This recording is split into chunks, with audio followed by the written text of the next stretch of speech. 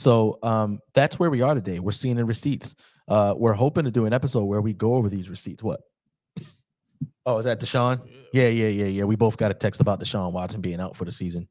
Deshaun Watson is the Cleveland Browns quarterback. So slightly off topic, but no, it ain't. Is it not? Why he get 230 mil? Yeah, I know. He got 230 mil because he's black. That's why. Look, that's a hot take we have, guys. I don't know. I don't know if you're a football fan. And you know, I don't know if you've ever heard us talk about the Ravens. But our fanhood for the Ravens, obviously, we're Baltimoreans, we're homers. That's just the way we were raised. We love our city. But also, there was something bigger behind our team when we were growing up. Something way bigger behind our team. But we feel like our team has bought into this narrative of today, and it at best. So at worst, they've bought into it. At best, they're afraid of it. Yeah. Because now we've got a young black guy who can do no wrong in their eyes. Meanwhile, he's still a human, and he's a quarterback that needs to be developed. But not only do they not talk about the things that need to be developed, they gave him $250 million.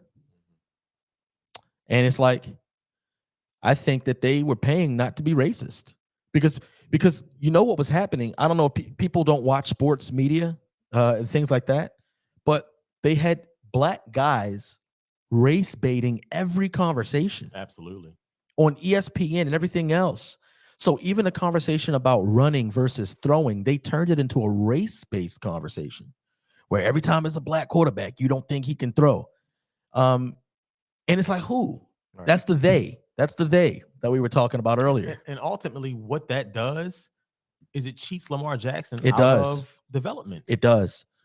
Because nobody said that he couldn't play quarterback. You got to work on some stuff. Yeah. When you make such inflammatory comments like that, people just try to stay away from it completely. They have to stay away from it because they don't want to be the racist white coach, the racist white GM, the racist white owner. Lamar proved it to y'all. Give him his money, man. Yeah. If you don't, I bet you pay Joe Flacco though. Right. Because I've heard these comments before. I listened to comments where you have the New York Jets. Sorry for the non-sports fans. We took a turn, but it's still on topic. Quarterback for the New York Jets, people will post and they'll say things like, how does he still have a job? And then the next answer is skin color, because he's white. That's how Zach Wilson still has a job, because he's white. That's the only way, because the only reason there could be a quarterback that's not very good in the NFL is if they're white. That's dumb. It's very dumb. Also, our father's looking at this. The Ravens Wired. Darren showed me the recent Ravens Wired. You know what? We're going to watch a little bit of it. Well, the Ravens made history this year by hiring T. Martin as quarterback's coach. That gave them the first all-black quarterback room that we know of in NFL history. I think I was just sitting around the room one day and looking around and just kind of recognized that, you know, it was just us in there, all African-American quarterbacks and former quarterbacks, and with Kerry Dixon being there as well. And at that moment, it hit me. And I didn't even say anything to the guys because I didn't want it to be about that at that moment.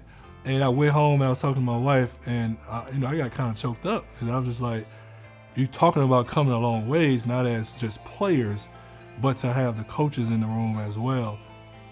If you really look at the scope of what's gone on at that position, from a racial perspective, it's amazing that it's gotten to this point, because there were many, many years, decades, where there were no black quarterbacks, period, much less coaches and backups and assistant coaches. Just to have it spread like that into a whole room was unthinkable, probably a lot more recently than you'd think. If you put it against sort of the board of history and say, what were the chances of this happening? There's pretty long odds.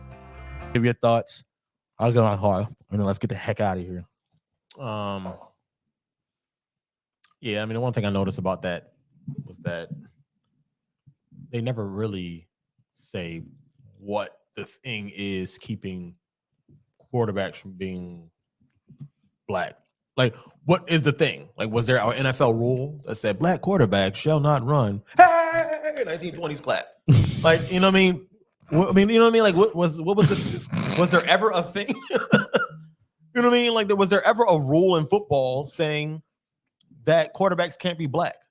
Right. Because you go to every other position room and they all black. Yeah. Go to the running back room. They've been black. Yeah, been black. Christian McCaffrey is the outlier. Outlier. White receivers are outlier. Right. White DBs You outliers. don't get football, NFL today in the last 10 years has been like 75 to 89% black. 10? Yeah, I mean, I'm trying to be generous. What? Yeah. Because I mean, you look at least teams 30. You look at teams now and they're all black. Yeah. You know what I mean? The only ones that aren't are the dudes from Idaho that play offensive line. Nebraska Cornhuskers. Yeah. You know, I mean, like, what are we talking about? And they never really say it. It's so ambiguous. They never will say why. Yeah. They will never, because it's not true. Right. They'll never say the quarterbacks from no facts from here to here weren't black because of this thing. Right. It's this ambiguous whole, you know, they always try to make black quarterbacks pocket passers. Who?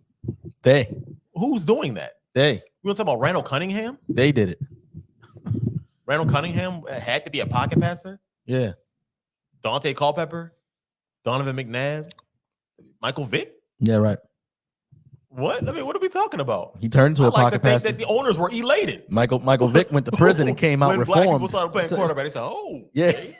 Yeah. So which is it? Is it a slave plant? Is it slave plantation, Colin Kaepernick? Right. Or were black people not allowed? You know what I mean? Yeah, Like, we're not which allowed is to it? be a part of it. Man, it's ridiculous. Which is it? Also, they get paid so much money to do it. They get paid a lot of what money, are we baby. talking about? They get paid a lot of money. The quarterback room is black. Yeah. Now let's play football.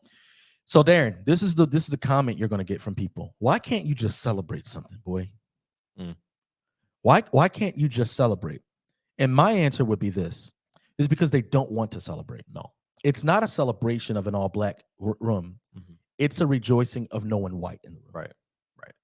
Which is indicative of the racist mentality. And people think I'm not right who disagree with me. The proof is in the pudding. There will be no celebration of an all-white room. Never. There will be no celebration. As a matter of fact, if there is an all-white room, it is an indicator of something terribly wrong in a team, is what they'll say. Right. Have we forgotten? Remember the Titans?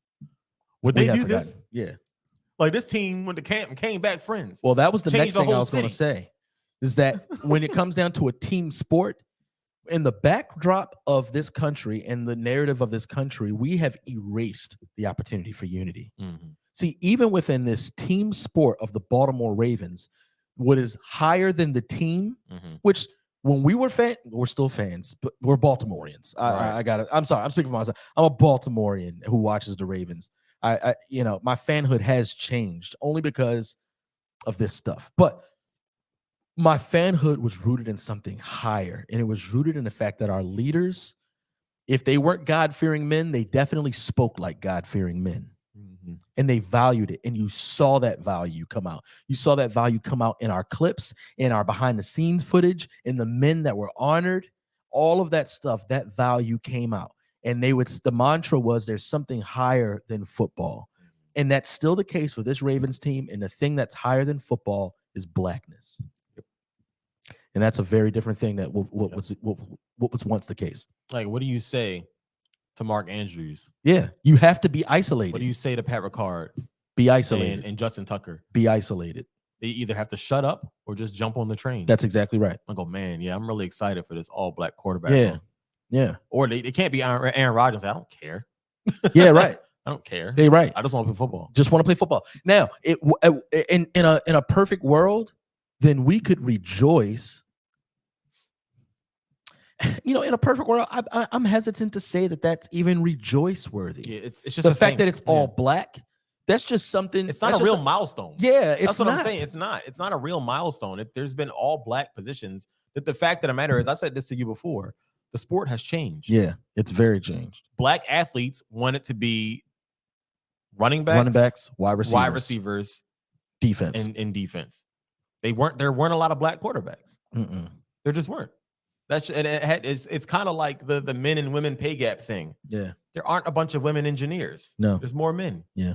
So when you say that women are getting paid in the same job, well, you know, have they been doing it as long? I mean, there's so many things to think about. So for a long time, black athletes wanted to be in other skill positions. Yeah, you could say the same thing. The kicker room, the long snappers aren't black. Well, yeah, Yeah. because black people don't want to be They wanna long be long snappers. They want a hot snappers. dog. Yeah. They don't want to just be a role player. They want the ball in their hands. That's a Yeah. part of the culture. That's true in basketball. That's true in a lot of sports. Mhm. You know, so and the sport has changed. It just has. So the position rooms are going to change too. Yeah. So this is the thing. We've created a society where even in the best of circumstances, there must be division. So no, it's not about equality. It's not about unity. And if you watch that clip and you watch it a little longer, they keep saying stuff like we've come very far. And, you know, we've overcome so much. Like from what? What have you overcome? This guy who's talking has probably been playing football his entire life. Your family probably put you in Pop Warner camps. You probably went to elite camps of other professionals. I mean, these guys have had the best of the best regarding their athletic careers, and they're still being oppressed. That type of language ultimately translates into a society where a teenager can get beaten and killed, and we never talk about it.